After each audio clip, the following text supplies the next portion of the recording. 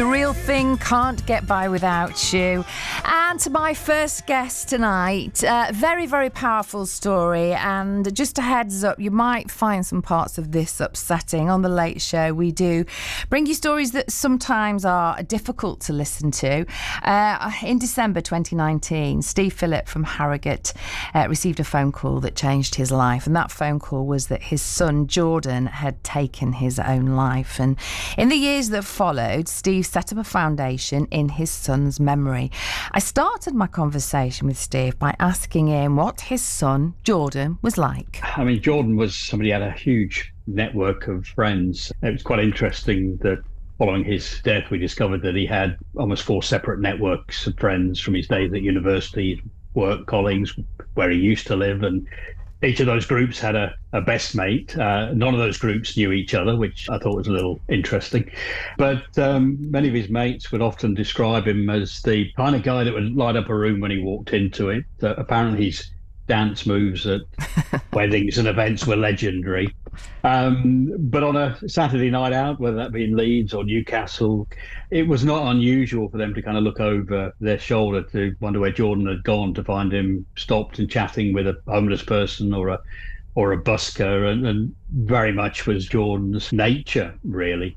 So he was drawn to those perhaps less fortunate. I think that was a feeling generally that he was a very, in many ways, a sensitive kind of guy, and was drawn to the underdog, I think, and supporting them. You have said that he was strong, he was very good looking, very handsome, very well liked. He battled though with severe depression and anxiety, didn't he? Yeah, this was something I think many of us were not aware of, including his family. He was actually diagnosed with clinical anxiety and depression 4.5 years before he took his own life, back in 2015. And I think we can look back now and see traits and behaviours in Jordan's makeup that would suggest that he'd been struggling for a good many years before that. And you were unaware he didn't share that with you, is that correct? Yeah, that's right. It was interesting. His mother and I, we divorced in 2005, but keep a very good relationship still, is a mental health nurse. And she had concerns, but certainly not the level of concerns that we needed to be aware of. But yeah, you would often look at Jordan's behaviour, where he could sometimes be a little withdrawn or a little quiet, quite the opposite to what some of his friends would see from him. And you think, well, that was just Jordan's character and his makeup, something we've maybe got used to for a number of years. He took his own life. He was 34 years old on December the 4th, 2019. And afterwards, you found some of his partially completed journals. So what kind of an insight into his mental capacity did they provide for you?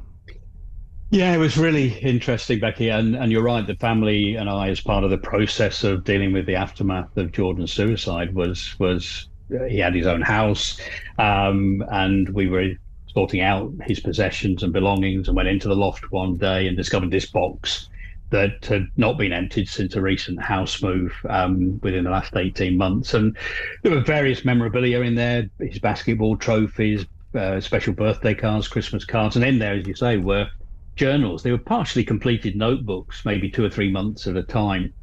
And what we learned was just how he'd struggled with his own self-worth. He was very critical of himself in those journals, of decisions he'd made, from career moves to the houses he'd bought to the personal relationships that he'd had.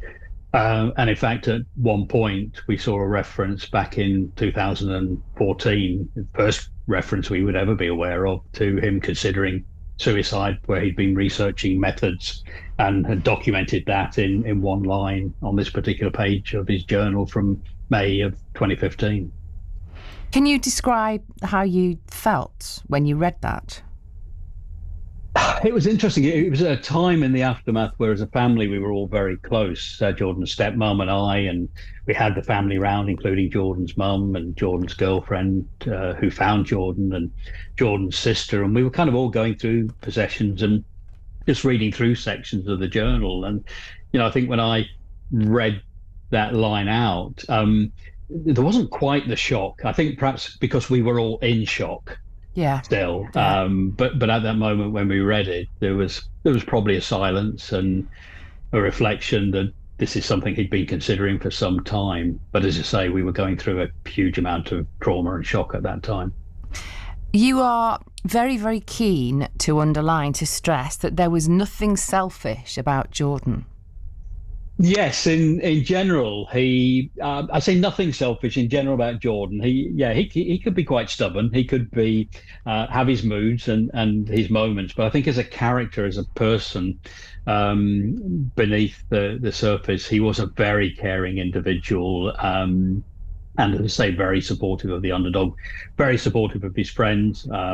He would often be the first if any of his mates were in trouble or struggling to hop in a car and drive whatever distance might be required. One of his close friends, in fact, lost his wife when she was just 30 to a brain tumor, and they had a young daughter. And Jordan was immediately the one who got in a car and drove to the south of the country from Yorkshire to spend time with his friend and his daughter.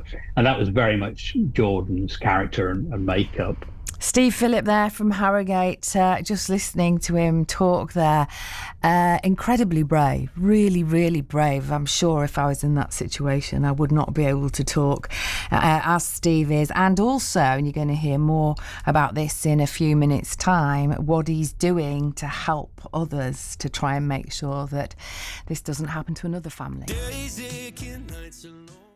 Capaldi and Forget Me on The Late Show. Let's go back to Steve Phillip from Harrogate in North Yorkshire.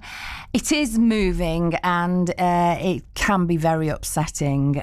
So I'm just kind of warning you about that because in December 2019, Steve's son Jordan took his own life. And in the 5 years that have followed, Steve has set up a foundation. It's called the Jordan Legacy, which aims to move us closer to a zero suicide society. So when Steve looks back at Jordan's passing, he naturally thinks about what he and his family could have done differently. There were a lot of what ifs and if onlys, and to some degree they still exist, because as I've become better educated, and let's start by saying that I was someone who knew really very little about mental health and suicide at all, despite having a son with mental health illness. I had to become educated very quickly, mainly because of those questions that I had for myself. And as I learned more about the reasons why people decide to take their own lives, what could cause that decision to happen, started to understand really the extreme either physical or mental pain that somebody must be in to take that step. I think that helped me deal with any sense of criticism or blame of Jordan. But it also made me realize that I had what I often describe as a very poor toolkit at that time. I couldn't have had the conversations that I know I should have had with Jordan because I wasn't educated. No one told me that there were signs I should be looking out for if my son had a mental health illness, that there were risks potentially of suicide. That never even crossed my mind. Yes, but if you're ex-wife, if Jordan's mother was actually working in that field and she didn't pick up on the signs, then there is presumably nothing really that you can berate yourself about. No, it's interesting, and that's a question I think we all wrestle with, and a conversation that Jordan's mum and I have never had directly. So I can talk maybe from my own perspective and project that a little bit towards her, and saying that first and foremost, Jordan's mum was his mum. First and foremost, I was Jordan's dad. So, for instance, from my perspective, when I would get together with Jordan, given he's an adult, he's 34, he has his own house, he has his own career, even though he lives only 20 minutes away from me, we didn't see each other every week. So we'd get together for a beer or maybe go to a concert or have a pizza. The last thing he kind of wanted to do as dad was to sit down and say, well, look, before we start anything, can we have a conversation about your mental health? Jordan would be thinking, oh God, this is probably the last thing I want to do. I've come out for a beer with my dad. And to some degree, Jordan's mum wanted to be Jordan's mum and not be the professional mental health nurse. Now, she would, and she did share with me on numerous occasions, concerns that she had. And my way of dealing with that as an uneducated person in the mental health field was to phone Jordan. Okay, I'll phone him. I'll see how he's doing. We would have a chat. He'd tell me he was all right. I'd go back to Jordan's mum and say he's all right. And you'd feel fine because, yeah, I know, I completely get it. You've set up the Jordan legacy. What do you hope that you achieve with that? The Jordan legacy came out of a sense that I wasn't going to continue with my career in consultancy and training that I'd been in for many years. There was just no motivation to do that anymore. But I wanted to do something that would, maybe support others that were going through this or prevent any other further suicides. So the Jordan legacy particularly subscribes to a belief that most suicides, with the right interventions and prevention and postvention strategies in place, most suicides are preventable, and the research and evidence suggests that that is the case. In fact, that goes further to say that we know from the conversations we've had with people who've attempted suicide that in most cases they don't actually want to die. They just do not want to carry on living as they are at that moment. So our aspirations are really clear, and that is we want to be able to move towards a zero suicide society, which is a society which is prepared to do all it can to prevent all preventable suicides. If you have a child or a colleague or a friend or a family member and you are concerned about their mental health, what's the single most important thing that you can do, Steve? I think you've got to be prepared to have what many would consider to be a really difficult conversation, but it's a vital conversation. It's not enough just to ask someone how they're feeling. Clearly, I'm evidence of that, really, Becky, that you've got to be prepared to ask one really important question, and that is if you see someone is really struggling and you have concerns about them, listening is critical.